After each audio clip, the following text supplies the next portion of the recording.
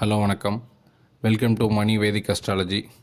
நம்ம இப்போ அஸ்வினி மகம் மூலம் இந்த 3 நட்சத்திரக்கான தாராபலன் என்ன அப்படிங்கிறத பற்றி பார்க்க போகிறோம். பொதுவாகவே தாராபலன் அப்படிங்கிறது நம்ம எடுக்கிற காரியம் வெற்றி அடையணும் அப்படின்னா தாராபலன் பார்த்து பண்ணணும் அப்படின்னு சொல்லுவாங்க.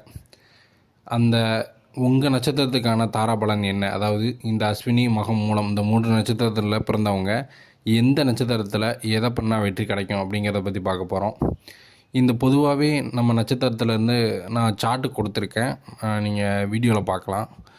அந்த நட்சத்திரத்துலேருந்து 2, 4, 6, 8, 9 இந்த வரிசையில் வர நட்சத்திரங்கள் எல்லாமே நமக்கு வெற்றி தரக்கூடியதாக இருக்கும். நான் உங்கள் நட்சத்திரத்துக்கு எது 2, 4, 6, 8 வருது அப்படி 27 நட்சத்திரங்கள் அப்படிங்கிறத நான் விளக்குறேன். முதல் நட்சத்திரமான அஸ்வினி மகம் மூலம் இந்த 3 நட்சத்திரங்களுக்கு இரண்டாவது நட்சத்திரமான பரணி பூரம் புராடம் தாராபலன் உள்ள நட்சத்திரம்.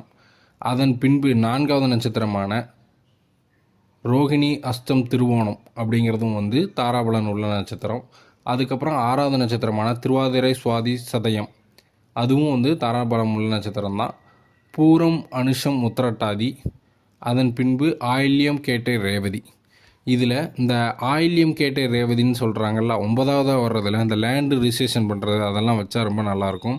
திருமணமும் இந்த தாராபலன் பார்த்து தான் வைக்கணும். இந்த தாராபலன் இருக்கிற நட்சத்திரத்தில் தான் நீங்கள் திருமணம் நடத்தலாம். இந்த 2, 4, 6, 8, 9 வர்ற அனைத்து தாரைகளுமே உங்களுக்கு சாதகமான பலன்களை கொடுக்கும்.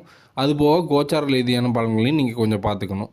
ஆனால் அந்த தாராபலன்கிறது மிகவும் முக்கியம். நம்ம அடுத்த வீடியோவில் மற்ற நட்சத்திரங்களுக்கான தாராபலன் என்ன அப்படிங்கிறத பற்றி பார்க்கலாம்.